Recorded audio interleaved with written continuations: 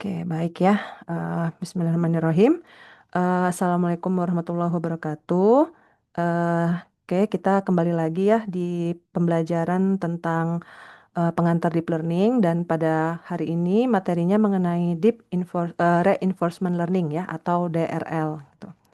Nah, jadi sebenarnya topik DRL ini salah satu cabang penting ya dalam AI modern ya. Yang intinya dia menggabungkan dua pendekatan utama ya. Jadi ada deep learning dan reinforcement learning.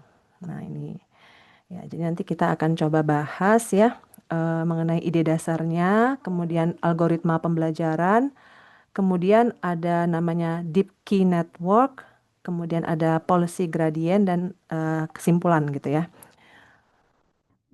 Nah, mengenai tujuan pembelajaran, jadi sebenarnya belajar DRL ini tuh bisa memberikan pemahaman konseptual ya tentang bagaimana agen cerdas bisa belajar dari interaksi dengan lingkungannya secara mandiri gitu.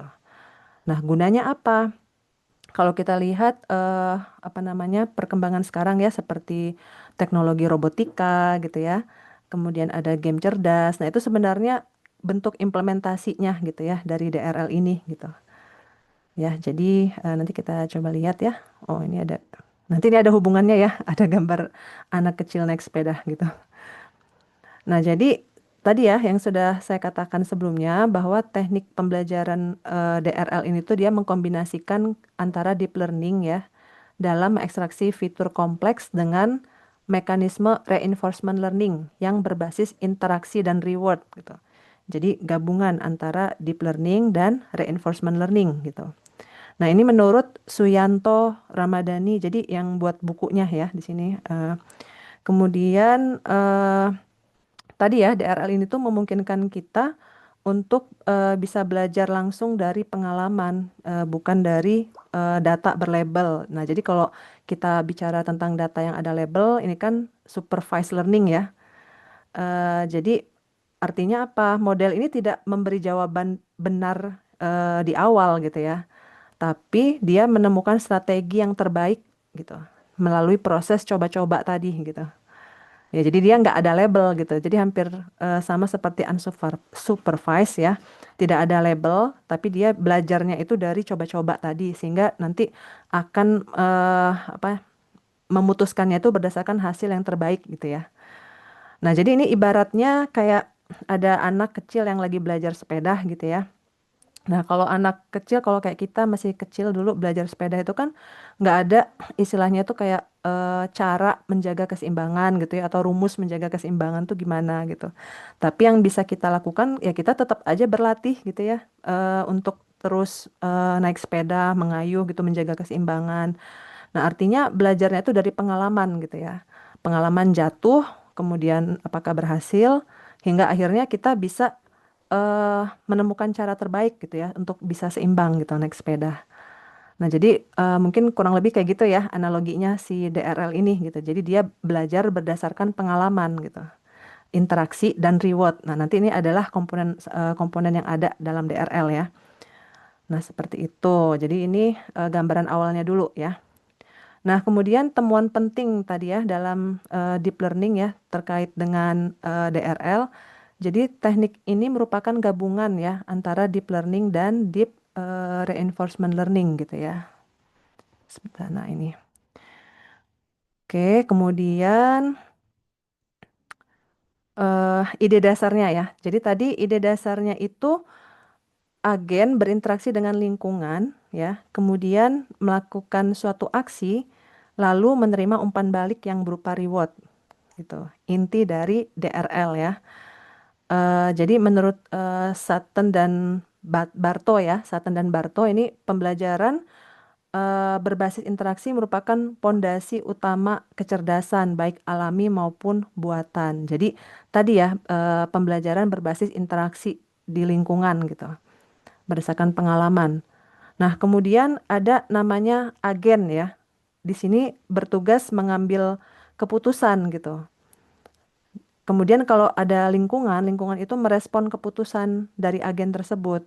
Sehingga tujuan utama agen ini tuh dia memaksimalkan total reward yang diperoleh dalam jangka panjang, bukan hanya reward sesaat gitu.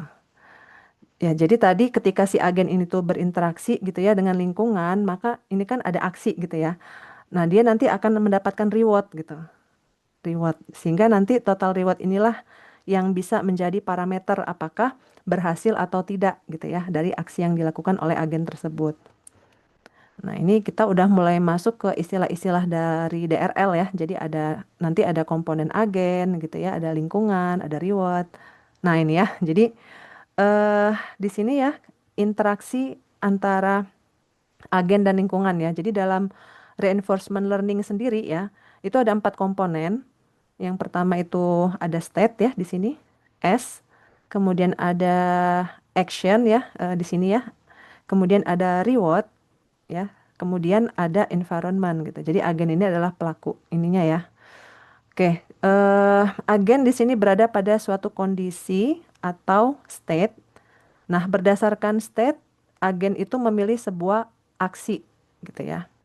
Setelah itu, lingkungan akan memberikan reward gitu dari aksi yang dilakukan dan akan memperbaharui state atau kondisi.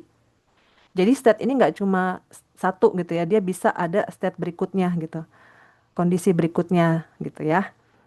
Nah, jadi ini tuh sebenarnya analogi sederhananya itu kayak kalau main catur gitu ya. Papan sama ada aturan permainannya itu adalah lingkungannya. Nah, sementara posisi caturnya itu ya, bidaknya itu adalah state-nya, terus langkah-langkahnya si bidak itu adalah action-nya gitu. Nah, hasil langkahnya itu apa gitu ya, apakah baik atau buruk gitu. Nah, itu merupakan reward-nya gitu ya. Jadi reward itu terjadi ketika sudah ada aksi gitu ya, dari ketika kita menggeser si bidak catur itu gitu. Ya, kurang lebih kayak gitu ya analoginya. Nah, berikutnya lagi ya di slide ini ya kita melihat ada namanya Markov Decision Process gitu ya. Jadi si reinforcement learning ini tuh secara formalnya tuh dia dimodelkan sebagai MDP ya, Markov Decision Process gitu. Jadi dalam MDP ini tuh ya keputusan yang diambil agen gitu ya hanya tergantung pada state saat ini, bukan pada state sebelumnya gitu. Jadi hanya state yang saat ini aja gitu. Nah, model seperti ini tuh dia memudahkan analisis matematis pada dan pengembangan algoritma pembelajaran ya. Nah, jadi si MDP ya, Markov Decision Process ini tuh terdiri dari himpunan state ya, rangkaian state di sini. Kemudian ada actionnya ya, himpunan action, kemudian ada fungsi transisi ya di sini, kemudian ada fungsi reward. Nah, kerangka inilah yang menjadi dasar bagi hampir semua algoritma reinforcement learning modern gitu ya. Nah, ini jadi apa namanya? Ini dia ada rangkaiannya ya, urutannya gitu. Nah, terus ada namanya faktor diskon gamma ya. Nah, ini kita akan bahas ya tentang gamma ya dalam MDP. Nah, ini jadi faktor diskon gamma ini apa gitu ya. Kalau kita lihat dia kan ada nilai ya, ada di antara 0 sampai 1 di sini. Nah, jadi ini merupakan parameter yang penting ya dengan nilai 0 sampai 1 yang menentukan seberapa penting reward di masa depan dibanding reward saat ini. Jadi dia yang menentukan rewardnya gitu ya si gamma ini gitu. Faktor diskon ya di sini tuh eh dia itu mengatur untuk ini ya apakah si agen itu dia bisa berpikir jangka pendek atau jangka panjang gitu. Nah, ini kita lihat ya di sini ada Y sama dengan 0. Nah, kalau nilainya 0 artinya agen itu dia berpikir jangka pendek. Maksudnya apa? Jadi agennya hanya peduli pada reward saat ini aja. Sementara reward masa depan itu diabaikan gitu. Ya, dia hanya jangka pendek aja. Kemudian kalau yang di antara mungkin analoginya ya, analoginya itu misalnya nih mahasiswa gitu ya atau mungkin ya siswa ya dia hanya fokus untuk mendapat nilai UTS aja pada hari ini gitu ya, tanpa memikirkan pemahaman jangka panjang gitu. Jadi yang penting hari ini tuh saya bisa dapat nilai UTS yang bagus, bisa lulus gitu ya, sesuai target, tapi nggak dia tidak perlu memikirkan jangka panjang berikutnya gitu ya. Nah, jadi untuk yang jangka pendek ini tuh cocoknya kayak hal-hal yang sifatnya reaktif gitu ya, jadi butuh aksi cepat gitu. Dan lingkungannya itu tidak pasti, serta keputusannya tuh instan gitu. Nah, itu yang jangka pendek. Nah, kemudian kalau yang di rentang 0 sampai 1 ini tuh seimbang ya antara jangka pendek dan panjang. Jadi reward dia itu tetap menjaga reward di masa depan gitu ya, tetap dipertimbangkan, tapi nanti ada ininya ya, ada efeknya tuh lama-lama nilainya tuh menurun seiring waktu, nilai rewardnya gitu. Dia akan menurun seiring waktu. Nah, ini adalah nilai gamma yang paling umum digunakan, biasanya di rank 0 dan 1 ini gitu. Contohnya apa nih analoginya? Misalnya apa ya, kalau kayak kita itu nabung uang gitu ya. Uang nilainya itu kan bisa aja berbeda ya. Misalnya dalam tahun ini itu dia misalnya kayak berapa ya? 10.000 lah ya. Mungkin zaman dulu ya di tahun 70 kelamaan ya. Tahun 90 itu mungkin berharga gitu ya. 10.000 itu udah bisa beli banyak barang. Tapi kalau sekarang itu udah ya paling cuma bisa beli barang-barang tertentu yang jumlahnya lebih sedikit gitu ya. Nah, jadi intinya itu apa ya? Ya tadi ya dia tuh dia memikirkan jangka pendek dan jangka panjang seimbang gitu. Uang hari ini tuh lebih berharga, tapi ketika di masa depan dia tetap bernilai meskipun nilainya turun gitu ya. Nah, ini tuh cocok ya untuk kalau dalam contoh nyatanya tuh kayak game ya, kemudian robotika, sistem kontrol. Nah, ini banyak dipakai di kasus-kasus seperti itu ya, yang gamanya antara 0 sampai 1 gitu. Nah, yang berikutnya itu ada yang mendekati 1 gitu ya. Jadi ini tuh sebenarnya nggak sama dengan 1, tapi mendekati 1 ya, bisa aja 0,99 gitu. Nah, ini tuh dia berpikir jangka panjang gitu ya agennya. Jadi sebenarnya tuh reward jangka panjang ini hampir sama pentingnya dengan reward yang langsung tadi gitu ya, yang jangka pendek tadi. Terus agen juga dia cenderungnya tuh istilahnya tuh lebih sabar gitu ya, dan dia berpikir strategis gitu. Contohnya ya tadi ya, misalnya kayak pemain catur yang dia lebih misalnya mengorbankan bidak catur yang kecil gitu ya, yang prajurit-prajuritnya dulu, tapi nanti pada jangka panjangnya dia itu ada strategi untuk kemenangan gitu ya, kemenangan gitu. Nah, jadi di awal dia mengorbankan yang kecil-kecil dulu, jangka pendeknya, tapi nanti jangka panjangnya tujuannya adalah untuk kemenangan gitu. Nah itu jadi untuk Y ini ya mendekati 1. Nah kalau Y-nya itu 1 ya, misalnya nilainya 1, dia hanya amannya jika episodenya itu berhingga. Berhingga tuh berarti ada akhir ya gitu. Tapi kalau dia tak berhingga gitu ya, jadi kayak mungkin episode tak berhingga kayak sinetron ya. Jadi dia bisa menyebabkan nilai returnnya itu tidak, nilai return rewardnya ya tidak konvergen gitu. Nah jadi ini gambaran dari nilai-nilai dari gamma tadi ya. Nah sekarang kita lihat perannya apa sih gamma ini gitu ya. Nah tadi ada beberapa poin ya menjamin konvergensi perhitungan nilai gitu. Jadi value function. Kemudian mengontrol horizon perencanaan agen. Jadi tadi ya jangka pendek, jangka menengah, jangka panjang gitu kan. Dia merencanakannya tuh bagaimana gitu. Kemudian menstabilkan pembelajaran pada lingkungan jangka panjang dan menentukan seberapa visioner strategi agen. Ya mirip kayak main catur tadi gitu ya. Dia punya rencana jangka panjangnya tuh mau apa gitu. Nah ini. Kemudian dampak pemilihan gamma, nilai-nilai gamma itu apa? Nah ini bisa kita lihat ya. Kalau misalkan nilainya itu kecil ya, antara 0,1 sampai 0,4, maka perilaku agen itu cenderung agresif, fokus reward yang cepat. Berarti tadi yang jangka pendek ya. Sementara kalau yang sedang ini antara 0,7 sampai 0,95 dia lebih seimbang dan stabil. Dan yang besar tadi ya, yang mendekati 1 ya, misalnya 0,99 ini tuh untuk yang sifatnya strategis dan jangka panjang ya. Jadi keputusan yang strategis jangka panjang. Oke, jadi si gamma ini tadi perannya itu ya untuk menjamin apa namanya jangka panjang, jangka pendek atau menengahnya gitu ya. Nah, kemudian oke kita masuk ke ini ya algoritma pembelajaran dari reinforcement learning ya. Oke, ini kita sebenarnya cepat ya. Ini tuh nggak terlalu banyak slide-nya. Kalau kita lihat di sini tuh ada 17 ya slide-nya. Jadi kayaknya nggak sampai benar-benar 100 menit ya. Nah ini ya, algoritma Jadi menurut Sutton dan Barto ya, di sini tuh ada tiga pendekatan utama dalam menyelesaikan permasalahan reinforcement learning gitu. Kita lihat ya, yang pertama itu pendekatan berbasis policy ya. Policy itu berarti kebijakan ya. Dia langsung mempelajari strategi aksi yang terbaik gitu berdasarkan kebijakan. Nah, kemudian yang kedua itu ada namanya berbasis value function ya.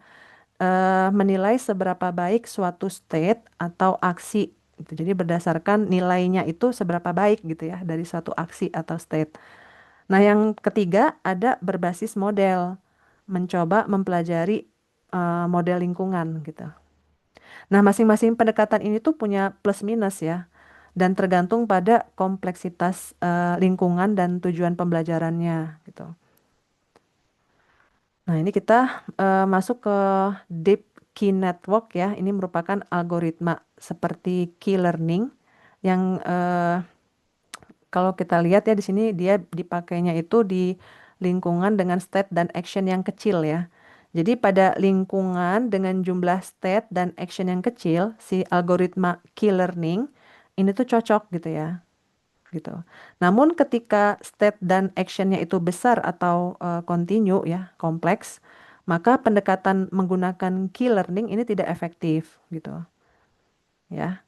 Key learning. Nah, sekarang kita lihat eh, sehingga masalah yang tadi ya itu mendorong lahirnya pendekatan berbasis deep learning namanya deep key network ya di sini untuk menangani tadi yang kompleks tadi gitu ya. Nah, ini ya. Jadi deep key network DKN ya, dia merupakan penggabungan antara key learning yang sebelumnya tadi ya dengan skema deep learning gitu. Sehingga dia menghasilkan pembelajaran baru namanya Deep Key Network. Ya, ini berdasarkan Arul Kumaran et al. Ya. Nah, ini arsitekturnya dia menggunakan neural network ya. Neural network. Oke, baru. Nah, untuk memetakan state ke nilai key yang mempresentasikan kualitas suatu aksi gitu. Dengan pendekatan ini ya, agen tidak lagi menyimpan nilai key di dalam tabel, tapi mempelajarinya melalui parameter jaringan saraf. Gitu. Jadi dia menggunakan neural network ya. Nah, untuk penerapan reinforcement learning pada permasalahan berskala besar gitu. Jadi si DKN ya, DKN ini tuh diterapkan pada skala yang besar dan lebih kompleks. Contohnya seperti permainan Atari, game Atari. Ada yang tahu mungkin game Atari? Ini merupakan game yang terkenal ya di tahun 80-an. Saya sebenarnya mungkin masih kecil juga ya pada waktu itu. Jadi game ini tuh masih menggunakan pixel ya, pixel-pixel di layar gitu. Nah, ini contohnya ya ketika penerapan reinforcement learning tadi pada permasalahan skala besar gitu. Nah, ini ya. Nah, ini gambarnya ya. Jadi ini bentuk ininya ya, alatnya ya. Sticknya ya, jadi kayak gini gitu. Jadi ini zaman-zaman tahun 80-an ya. Ini kalau yang generasi apa ya, milenial mungkin ya, seperti saya gitu, mungkin pernah ya. Tapi saya ingatnya sih kalau sticknya ini udah ini ya, apa namanya, dua ya. Kalau ini kan baru satu gitu. Kalau zaman saya dulu dua sticknya. Oke, jadi itu ya contoh dari penerapan reinforcement learning yang DKN ya.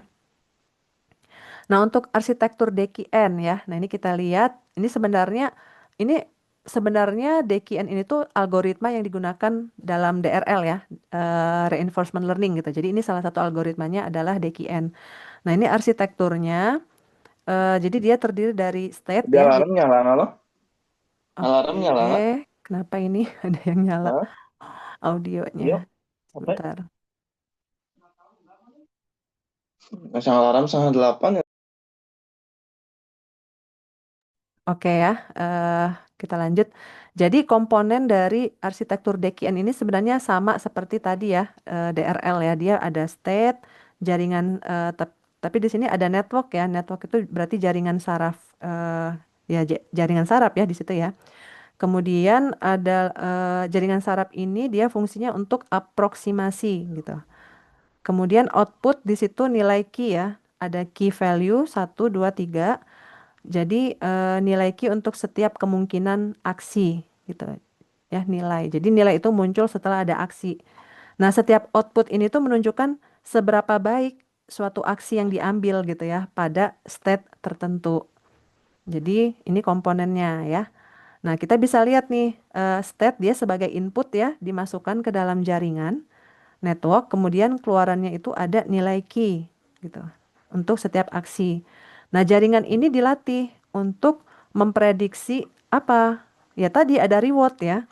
Memprediksi reward masa depan sehingga si agen dia bisa memilih aksi yang terbaik gitu berdasarkan nilai rewardnya gitu ya. Jadi ibaratnya nih ya, kenapa ada gambar orang lagi pusing kayak gini ya, kayak lagi mikir. Ini analoginya ya. Jadi si jaringan saraf pada DKN ini tuh dianggap sebagai otak yang menimbang berbagai pilihan atau tindakan sebelum mengambil keputusan. Nah, jadi kayak gitu ya, ada banyak pilihan, mungkin ya ada banyak eh apa namanya setiap aksi yang mungkin, tapi kan kita harus milih gitu ya, mana yang terbaik gitu. Nah, jadi ini ya kenapa ada gambar orang yang lagi pusing ini gitu ya. Oke, kita lanjut dulu ya. Ini masuk ke berikutnya mengenai policy gradient. Nah, ini apa lagi nih? Jadi kembali lagi ya menurut Suyanto dan kawan-kawan, key learning ya, algoritma key learning yang tadi itu lebih efektif pada istilahnya tuh policy yang bersifat deterministik. Sedangkan untuk policy gradient ini tuh unggul pada sifatnya policy stokastik gitu ya atau tidak deterministik. Nah, ini ada banyak-banyak istilah ya di sini ya. Nah, jadi berbeda dengan DKN yang berbasis nilai ya. Kalau policy gradient ini tuh dia langsung mempelajari kebijakan ya, policy tanpa melalui nilai key. Jadi kalau yang tadi kan ada nilai key ya. Nah, kalau si policy ini dia langsung gitu, nggak melalui nilai key. Nah, ini menurut Suyanto ya. Kemudian pendekatan ini tuh efektif untuk kebijakan yang stokastik atau tidak deterministik gitu. Tidak determin tuh kayak apa sih? Penentuan ya. Contoh ya, contoh di sini tuh ada robot yang harus bergerak dalam lingkungan yang tidak pasti. Jadi tidak pasti ya artinya ya, tidak deterministik, tidak bisa ditentukan gitu. Nah, ini lebih cocok menggunakan yang policy gradient gitu. Dia langsung mempelajari kebijakan tanpa menilai yang key tadi gitu ya, seperti di key learning yang sebelumnya tadi ya, yang ini. Nah, ini. Jadi itu untuk yang policy gradient ya. Sebenarnya itu ya perbedaannya antara yang key learning dengan yang policy gradient gitu. Jadi disesuaikan dengan kebutuhan ya, peruntukannya. Seperti itu. Nah, ini kalau kita lihat ini sudah mau selesai ya. Jadi setelah policy gradient tadi kan di menu paling depan tuh kita sampai di sini aja ya, policy gradient, kemudian terakhir ini kesimpulan. Nah, jadi dari hasil yang sudah dijelaskan tadi ya, ada poin-poin yang bisa kita tarik. DRL dia merupakan gabungan antara deep learning dan reinforcement learning ya gitu untuk belajar dari interaksi gitu. Jadi kata kuncinya dia belajar dari interaksi, bukan dari data yang berlabel gitu ya. Kemudian agen tadi ya ada agen dia belajar tanpa data berlabel, kemudian menggunakan reward sebagai umpan balik gitu. Ya, jadi menjadi perbedaan utama ya antara DRL dengan deep supervised learning gitu ya. Jadi itu bedanya. Nah, kemudian tadi ada MDP ya. MDP ini menjadi kerangka dasar dalam pengambilan keputusan agen. Ya, jadi dia MDP dia dalam memodelkan state, action, kemudian reward, transisi ya yang tadi ada gambarnya itu dia menjadi kerangka dasarnya ya si MDP gitu. Nah, kemudian DQN ya yang tadi, kemudian ada lagi policy gradient adalah pendekatan utama atau semacam algoritmanya ya yang dipakai dalam DRL. Nah, tadi kita sudah bahas bedanya kalau DQN ya, dia mengatasi apa keterbatasan key learning yang klasik ya. Jadi tadi kan ada sebelumnya tuh yang klasik ya, key learning klasik. Kemudian muncullah DQN ini ya, yang Deep Key Network menggunakan jaringan saraf untuk menangani state yang besar dan kompleks tadi gitu ya. Nah, ini untuk penerapan kalau policy gradient ya tadi, policy gradient ini tuh dia menawarkan pendekatan alternatif gitu ya untuk lingkungan dengan aksi yang kontinu dan tadi ya ada istilahnya policy stokastik gitu atau tidak deterministik gitu ya.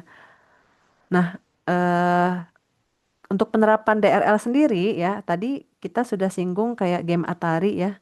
Itu bisa diterapkan pada game, kemudian pada robotika dan sistem cerdas yang adaptif. Jadi dia adaptif itu dia berarti belajar dari lingkungan gitu ya. Kita nggak bisa menentukan lingkungannya itu harus ada label atau tidak gitu. Ya kayak robot tadi ya, dia belajar dari lingkungan, belajar jalan, belajar bergerak gitu. Nah, seperti itu. Oke, jadi itu untuk materinya ya, nggak terlalu banyak. Intinya di sini tuh deep reinforcement learning ya, ini menunjukkan kepada kita ya bahwa AI itu tidak hanya belajar dari data, tapi bisa juga dari pengalaman gitu. Kalau selama ini kan yang kita tahu AI itu taunya dari data ya, belajarnya ya, gitu, big data. Tapi bisa juga dari pengalaman, interaksi di lingkungan. Nah, inilah yang namanya DRL ya. Jadi lewat interaksi, kemudian dia gagal atau dia dapat reward, maka si agen cerdas ini tadi dia bisa menemukan strategi yang terbaik gitu ya, secara mandiri. Jadi mirip kayak cara belajar manusia tadi ya, yang naik sepeda tadi gitu. Gitu ya. Jadi konsep-konsep dasar yang tadi ya MDP reward policy itu udah kita pelajari dan ini sebenarnya menjadi pondasi penting ya dalam teknologi AI masa depan seperti game cerdas, kemudian robotika gitu ya dan sistem otonom lainnya gitu. Nah, jadi ini sebenarnya masih konsep dasar ya supaya kita punya gambaran gitu eh kenapa belajar DRL ini gitu, apa gunanya gitu. Dan tadi bagaimana pembelajarannya gitu ya yang terjadi dan apa yang membedakan dia dengan AI yang sebelumnya kita tahu gitu ya seperti supervised learning. Nah, itu ada bedanya tadi ya. Ya mungkin itu ya untuk materinya. Ini eh, saya stop dulu ya recordnya.